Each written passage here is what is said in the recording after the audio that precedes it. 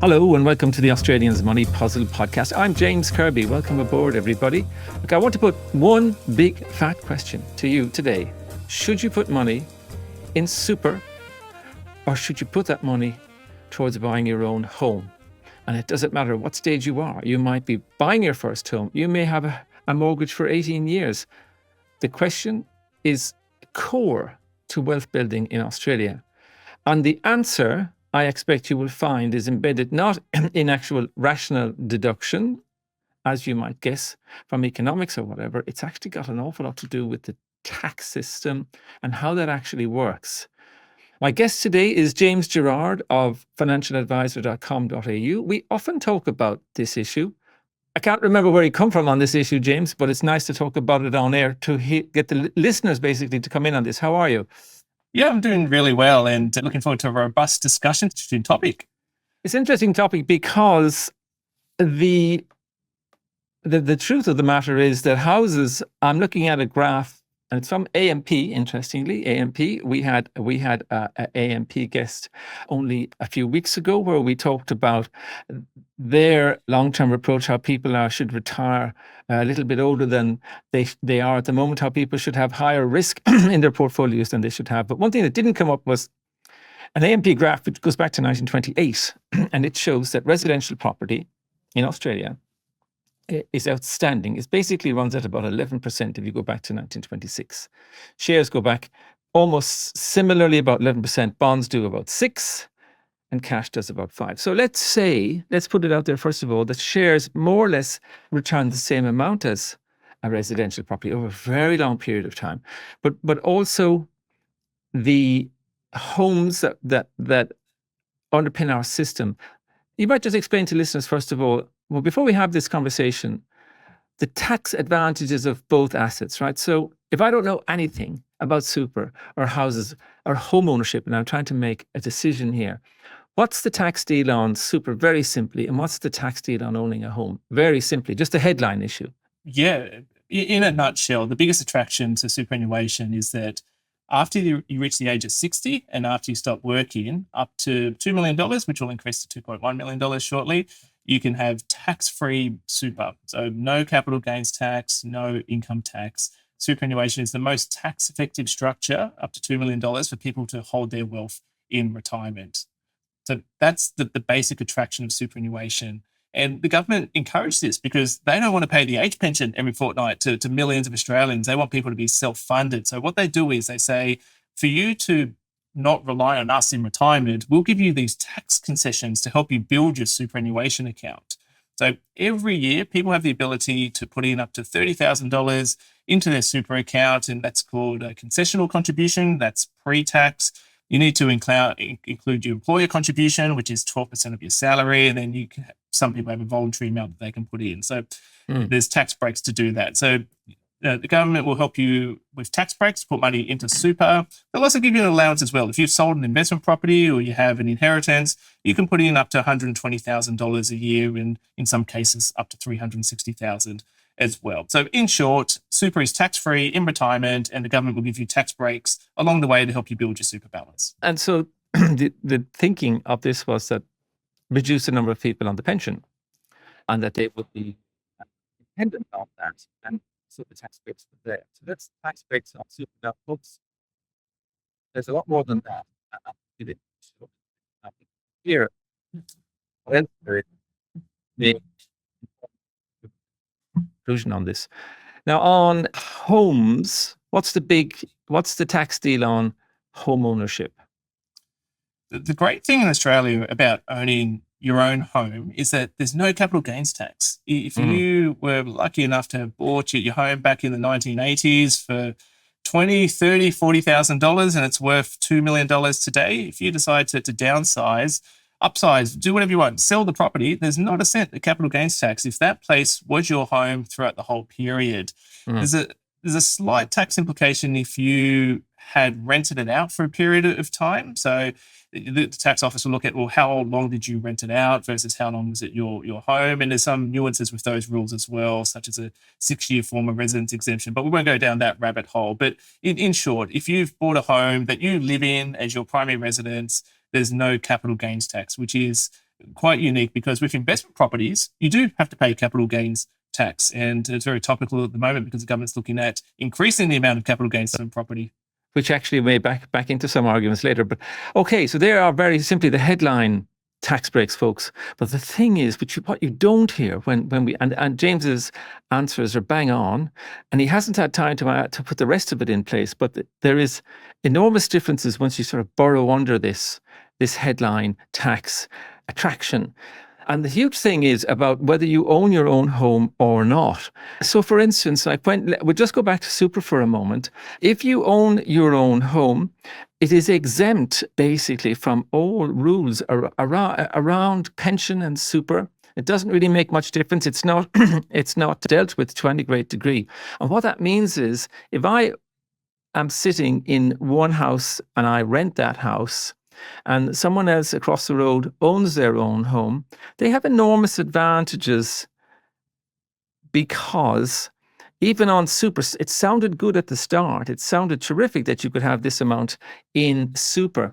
But if I'm sitting in a rented house and I must pay rent each week, and I have that basically that drag on my capacity to earn, and someone across the road is in the same position, except that they own their house, they would be much better off in the tax system. James, could you explain how they are? And I think it's worth mentioning, the fact that pension payments, for instance, are oblivious to whether you own your own home, and a lot of super tax rules are as well. What just came to my mind was Centrelink with regards to home ownership and non-home ownership, because that does make a really big difference there. So what my light bulb was that if you're someone who just wants to retire on the full age pension, which is $40,000 a year for a couple, the best financial strategy that you could possibly undertake is to buy the most expensive house that you can afford and centralize all of your assets inside of that family home. That's something that most people don't consider because the family home is exempt from Centrelink's means test. So a retirement strategy that a few of my clients have undertaken has been they've built up super by default throughout their working career, the employer puts money in, but then when they retire, and for Centrelink is age 67 to be entitled to the age pension, they said, we really want that age pension. We've paid so much tax to the government over. Okay. That's right. So what they've done is they've gone, all right, well, let's have a look at the caps. So if you're a couple and you have your own home that you live in, you can have up to $481,500 in assets and still get that full $40,000 per year pension. So what they've done is, let's take a theoretical example. They've had $1 million in super. So what they've done is they've taken $500,000 out of super. They've sold their home. They've added an extra $500,000 to the next home. So all they're left with is $500,000 in super, which is about the threshold for that full $40,000 per year pension. And they're living in a nicer property. So that's another advantage of going for the buy your home and focus on that versus the super strategy. Right. Is that exemption from the age test? It's extraordinary. I mean, I don't think it's gaming. I think it's logical, rational, making the best of the system you are in. And so you actually have people who had money in super, and rather than having that in super, they reverted as such to more comfort in having their home, knowing that they could get a better pension basically through the system. Is that the essence of that strategy? That's the essence of it. And also, if they wanted more than $40,000 per year, they could go through that Centrelink loan scheme as well and turbocharge their pension payment by 50% as well and get $60,000 per year. That's right. But before we just talk about that, we talked about that's a pension. What about the super? In super, what's the difference whether I own my own home or not? Do I get my $2 million tax-free either way? You do, yeah. So sorry, back to the question. There's absolutely no difference to superannuation laws. If you own a home or you don't own a home, it's only for Centrelink planning that owning a home makes a difference. For superannuation, no difference. Yeah. Okay. So what we're looking at here, folks, is whether, which is better? Where are we at the start here? We said, is it better to put the money into your super or into your home? Well, one of the things we're sort of developing here is the fact that in relation to your home is treasured basically within the tax system.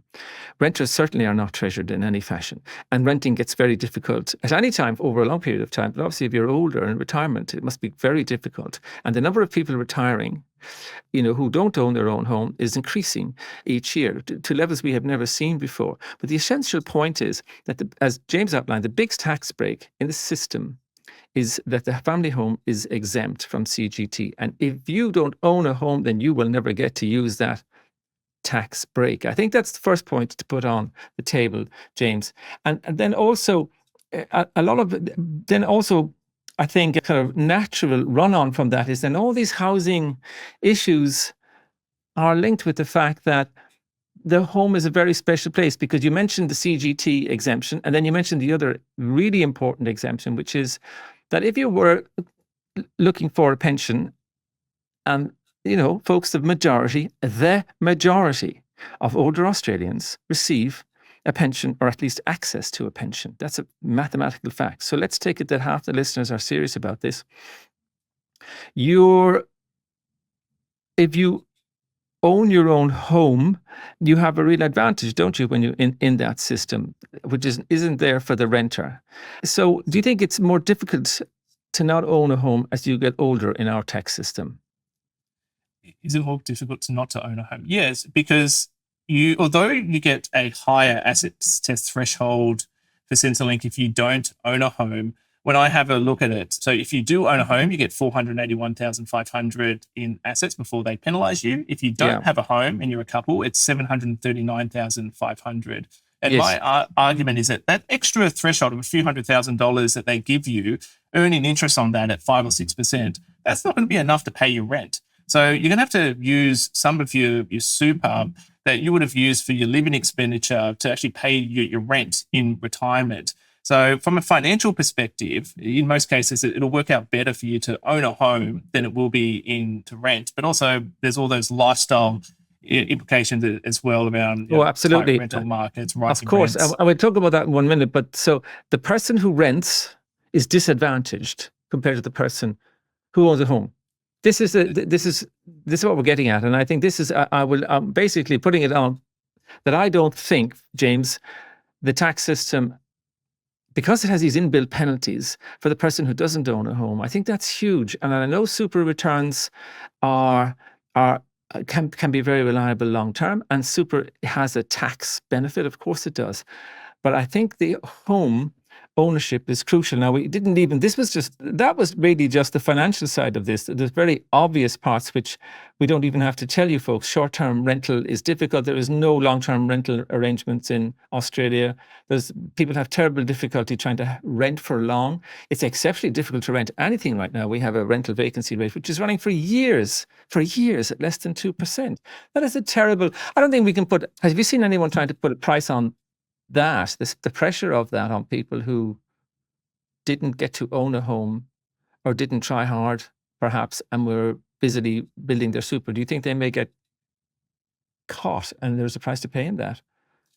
There is, particularly with the pace of growth of the Australian property market. It's been very steady and stable, and generally you fall behind. It almost becomes a two-class economy. People that have purchased a home and their net wealth goes higher, and people who haven't. And unfortunately, in most cases, in my experience over the past 20 years, their net worth is lower. One other thing which I forgot to mention with regards to the benefits of owning a home versus not is when it comes to aged care. So I come across clients who move into aged care facilities, and your home that you lived in is exempt as an asset when they're working out their daily fees and your Centrelink pensions for 2 years. But if you have rented a home, well, you don't have that exemption, and your home could be worth a lot. It's another inbuilt bias, basically, against the non-homeowner, because the tax system is entirely skewed in favor of the homeowner, and it was never probably thought through that how much bias would be built up against the renter, basically, in this instance. And the other thing I just wanted to put on the record, and I hope folks that at this stage, when I say what I'm going to say, you can see where I'm coming from. All these surveys, ASFA, etc., comfortable retirement, how much did you have in retirement? The great old chestnut of all financial journalism in Australia, the unanswerable question.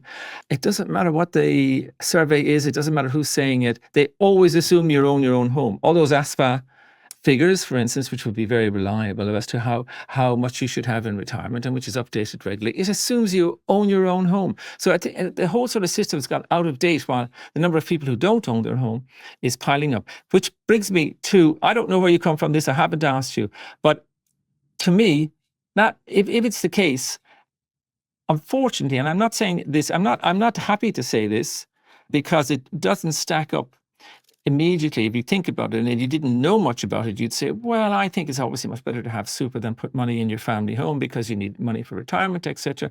But when you find out that the system is as biased against you, if you don't own your home, then I feel dollar for dollar that the home ownership is more important than super.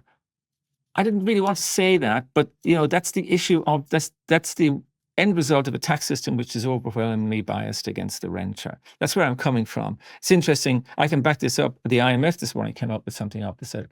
Where do you come from on it, James? Is that a bit too cut and thrust? Is it a bit too black and white, do you think?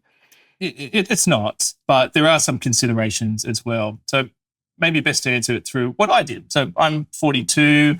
I've just started building my super fund aggressively now. For the past 20 years, I focused on home ownership. My first property was when I got married at 23 with my wife. We bought a 2-bedroom apartment in the lower North Shore of Sydney. That was all we could afford. That went up in value. We sold it. No capital gains tax. We moved on to another. You married at 23. That was a great idea, financially at least.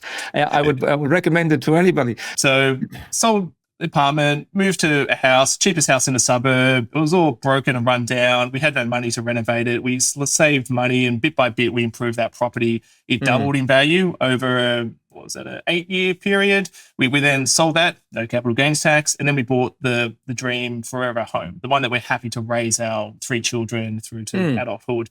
And I focus on that partly because of the gains I thought I would make on property, but mainly because of the lifestyle aspects, financial security. I didn't want to have to report and deal to a landlord, deal with rent rises. I just wanted to be in control of my own finances where I live. That was really important, coming home every day to something that was mine, albeit the bank owns part of it, but mine for this discussion. Whereas some people, and a very valid argument, they feel a different way. They don't want the loan from a bank. They rather have that financial freedom to be able to move around place to place, not be burdened by that mortgage. So when it comes to, is it better to focus on super versus a home, the considerations there, you do have to take out a mortgage. And if you live in Sydney, Melbourne, Brisbane, Perth, Adelaide, you're going to have to take out a pretty big mortgage to buy a property. And if your financial situation changes, you lose your job, you could go into mortgage distress and you may have to sell the property if interest rates go up like they did earlier this month, and they're likely to go up again by July and maybe one more by December. You could go into financial distress. And so there are times where owning a property can put you into a really bad financial situation and a bit of a pickle because of that size of that loan that you have there. So it's not black and white. You do need to be able to cope with potential stress, particularly in the earlier years when your mortgage is higher, when you just bought that property, and be able to be comfortable to deal with that versus the pros of having more money on a cash flow basis because you're renting and then dumping that money into super. Okay. So if we take it that the system is very biased against the person who rents, the reason I didn't even go into the obvious, I was trying to pick up the things that were tangibly able to prove as opposed to the stuff that's more intangible. Like, what's the price of security? I mean, you talk about the pressure of having a mortgage. What's the pressure of having to find a new place to rent if you're in your 50s and there's a rental vacancy rate of 1.5%, and you know that the rent costs are way out of line compared to the prices, even now. So that's a thing that I think is always there. But for someone, let's take two scenarios: the person who's halfway through paying off a mortgage, and they similarly have super. I would say that the superannuation guarantee, the compulsory 12%, is high enough. And I don't think you need to voluntarily contribute any more if you've got a mortgage sitting there that you need to pay off. Because if you get to that point of home ownership, you kind of hit that sort of blue sky that's built within the system, which is so pro-home owner. What would you say to someone who's sitting across from you saying, I'm 55 and I could go either way, what should I do? I've had this conversation a lot, and the main consideration is what's the interest rate of the day. If we go back Yes. to COVID, when you could pick up loans at 2% variable interest rate, there's not much benefit in making extra repayments on your mortgage because you're just saving 2%. So why not maybe consider putting a bit more into superannuation, particularly if you can do it with those pre-tax super contributions and claim a tax deduction on it. Whereas today, as interest rates are increasing and the average home loan rate maybe 6.5% in the next 12 months, then there's more of an argument to make those extra mortgage repayments, and particularly if you're nearing retirement in your 50s, because you want that certainty. I want to lock in that guaranteed 6.5% return by paying down my mortgage. But I would acknowledge that paying your mortgage is with after-tax dollars. So if you're earning a decent employment income, you can lose almost half of every dollar that you're earning in tax, and that money left over is all you have to make those mortgage repayments. Whereas, and just being devil's advocate with this, an alternative strategy is to go, all right, I like property, but I like renting where I live as well. So what you could do in theory is set up a self-managed super fund. You could buy property inside of your superannuation fund, and you could borrow up to 70% of the purchase price inside a super to buy that property. And you could focus on mortgage repayments of that property in super. And that's an investment property, to be very clear. You could focus your cash flow to make repayments on that investment property in super by tax effectively pushing part of your wage into super. And when you turn 60 and you retire, you can sell that investment property in super and not pay any capital gains tax. So that's the same situation as you owning your home personally, no tax. So there is a way to create a strategy to have no tax on property in super as well. Correct. Except what are you supposed to do while you're doing that? Live in a tent. Where do you live? Yeah, okay. But that's a very valid strategy and may suit some people, especially people, I suppose, who know they're going to move around a lot or don't know where they want to live.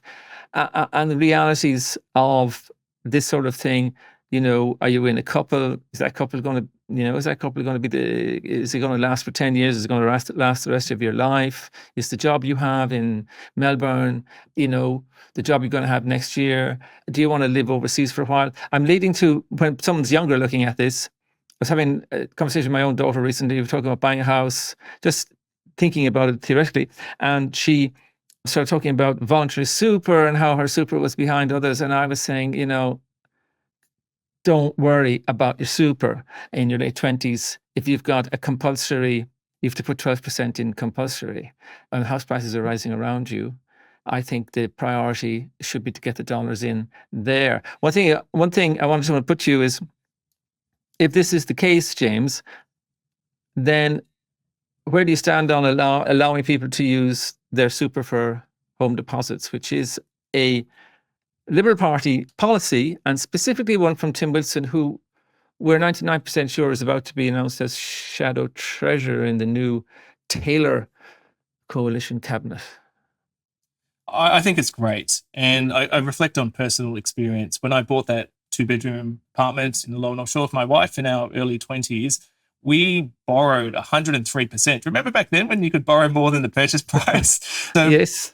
That was because the banking system allowed us to do that, and obviously regulations have tightened up. But similarly to that today would be to access superannuation, and we would have been delayed getting into the property market, and I don't feel I would have been in the same position to be able to buy the home that I wanted to at the point of life when I did, if I wasn't able to get into the property market as early as possible. So the way that I think about it is that superannuation is there for retirement. But people have a long life, and if they're in their 20s, their focus, if they want home ownership, should be to buy a home. Retirement's later, home ownership's first. So if you need to dip into that pot for retirement to be able to achieve that earlier goal of home ownership, I think that's a fantastic thing to do. But of course, the critics of this approach would say, well, people will have less super down the track. You just need to be very disciplined, which I would argue most people wouldn't be, but you need to be disciplined to go, well, I took that money from super, I bought the property, now I need to work hard to sort of replenish that again and put that money back into super over, say, like a 10-year period. Yes, to achieve this comfortable retirement figure, which does assume, as I say, they always assume you own your own house. What about the person who says, policy-wise, this is all wrong? Super policy should be for super, and home ownership policy should be for home ownership. and you should never go near super, that it's this, you should never touch it. What do you think of that logical argument? Yeah, I get it. And that's the reason why 12% of our salaries is put into superannuation, is there for retirement. So it's totally valid. And the problem is what I alluded to, that people, if they touch their super, they'll buy a property, but they're not going to replace it again. So you're going to end up with more people in retirement with lower super balances who are relying on the government purse for the age pension, who are living in these $1 million homes that they bought because they accessed their super, which is exempt from the Centrelink test as well. So I can understand the other side, but me having gone through it myself and the difficulties of being able to buy a property in my 20s, and the property market's jumped substantially since I was in my 20s. I could only imagine the difficulty for people today in their 20s being able to buy. I see a lot of younger people come through my doors, and without the support of family with loans and gifts, it's really hard for younger people to get that deposit together to crack into the market. So although there are some government schemes to help with that, I'm very supportive of jumping into your super to help boost that deposit. Yeah, I'm supportive of it too. But as I say, reluctantly, but it's rational. When you understand the tax system, folks, I don't think there's any other answer. Okay, we're going to ask James Gerard some questions. These are listener questions that come in all the time. I collect them. Depending on the guest who I've got, I will sort of curate them for the appropriate person. James is definitely the appropriate person for some of these questions, particularly the one about electric cars. This is a pet subject. Okay, from Lee, Lee. My question is there a straightforward way for a retiree super fund member to conduct a recontribution strategy while maintaining the tax-free status on earnings? I hope this catches your interest to offer some solutions. Okay, I know what he's saying, but James, could you kind of paraphrase that question? What's he really asking there? Of course, James. So the recontribution strategy is where you're pulling a lump sum of money out of the superannuation environment and putting it back in again. So it's very circular. The end balance is the same, but the difference is that you've altered the tax components of your superannuation account. So you're pulling money out, and that would be a mix of tax-free and taxable component for most people. When you put it back in again, it's all tax-free. No benefit for the retiree, but benefit for the adult children of the retiree after the retiree passes away, because there is 17% tax on the taxable component of superannuation when it's passed through to what's classified as non-dependents. So his specific question is, he's in a big fund, obviously. Can he do that ridiculous, by the way, ridiculous circular merry-go-round thing, but it makes sense that you can take money out of super, believe it or not, and put it back in. It goes back in as tax-deductible contribution, and that means in the distant future, when you die, your adult dependents, when they inherit that super, will pay less tax on it. That's what it's all about. He's asking, can he do it in a big fund? Can he? I wonder in a big super fund, and I can name any of them, it doesn't matter.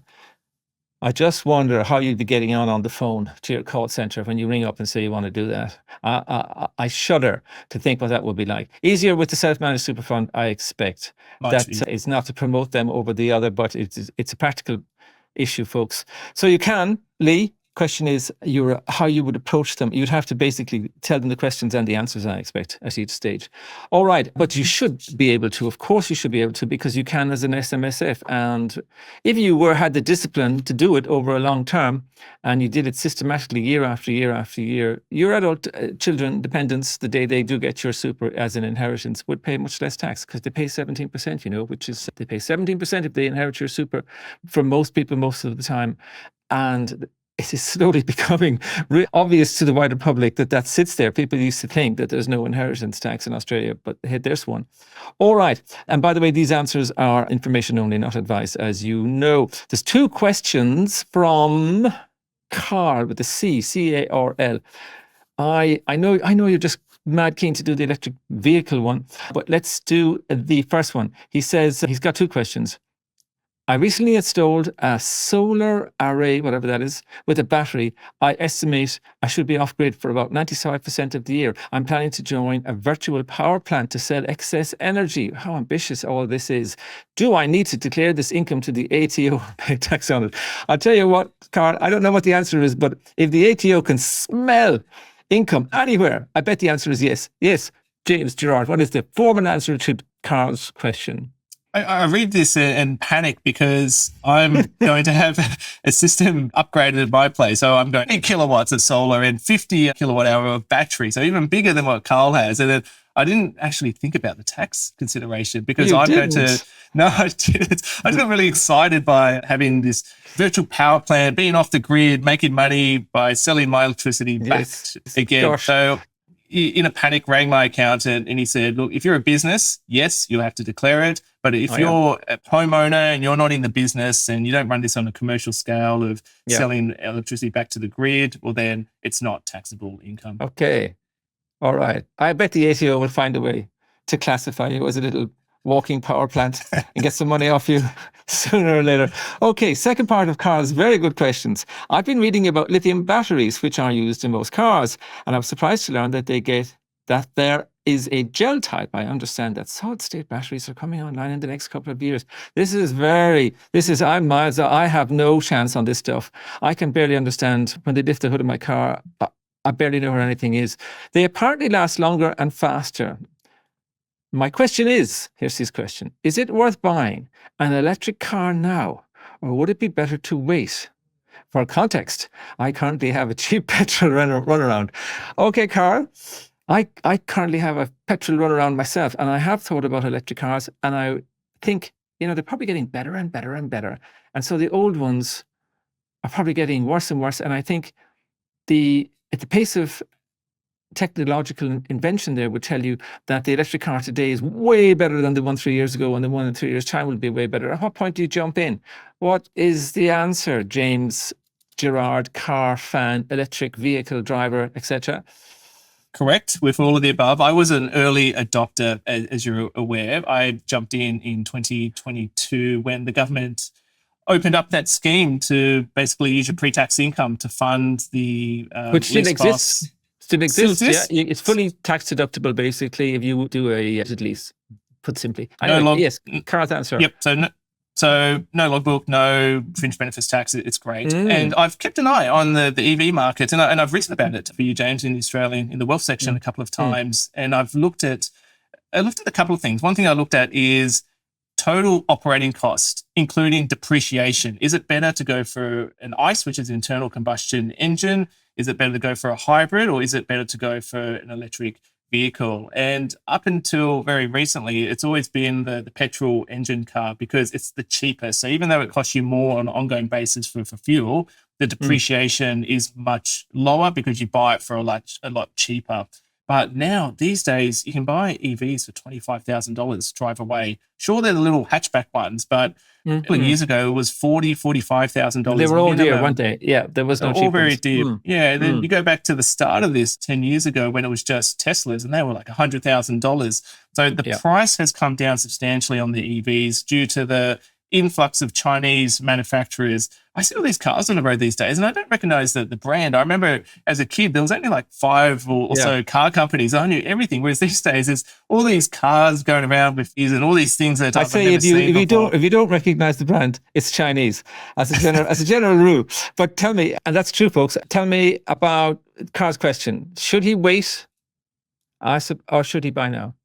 I think you should buy now. Technology is at the point where the range, so how far you can drive the EV before you need to recharge is very long. It's come leaps and bounds. So when I look at my 2022 Volvo EV, the range was about 400 kilometers. If I was to buy the equivalent model today, the range is probably 650 kilometers. So there's been significant gains on the battery technology, that the price has come down. Just the technology inside the car, not just the battery itself, but the ways that the car is just set up is better as well. And I think it's at that point where it's sort of like the computers, the PCs in the 1990s and the 2000s, that every year there'll be a new Pentium that comes out with more RAM. But it got to a point where the next year was only like slightly better than the year before to get to that point with more gains. But if you've been interested and you need a new car, now's a great time. Okay, I like that. That's very interesting. I know that you have taken the mantle, basically, of writing on the EVs for the wealth section. At one stage, before you came along, I used to write on them, and I made the grievous error on one piece for the Australian of getting into technical detail. we had a lot of comments. As you know, the readers of the Australian are sometimes a little bit skeptical about the electrical cars. And I hadn't mentioned towing capacity. And towing capacity, well, let me tell you, folks, outside the city fringe, you want to know your towing capacity, and don't you dare ever write about electric cars. How's the towing capacity on, James? Has that come along as well? Not really. Not No, really? so I see. If you're a metropolitan person who wants to tow a jet ski, great, is for you. But if you want to tow anything above that, no, probably not an EV. Have they got an electric jet ski yet? No. I don't know. I've seen electric motorbikes around. Yeah, maybe soon. I think it's inevitable, but maybe they mightn't make as much noise. Okay, terrific. Hey, thanks very much, James, for talking to us today. That was pretty good, and I thought it was pretty. I wanted to do a show on this. We haven't done a show on this before, on the core notion, and I think on super, I think people need to fully see the tax situation on super. I think it would inform a lot of people's opinions. Thanks, James Gerard, financialadvisor.com.au. We'll talk to you again. Sounds great. Thank you, James. And thanks to Leah Samaglu for producing today's show. Talk to you soon.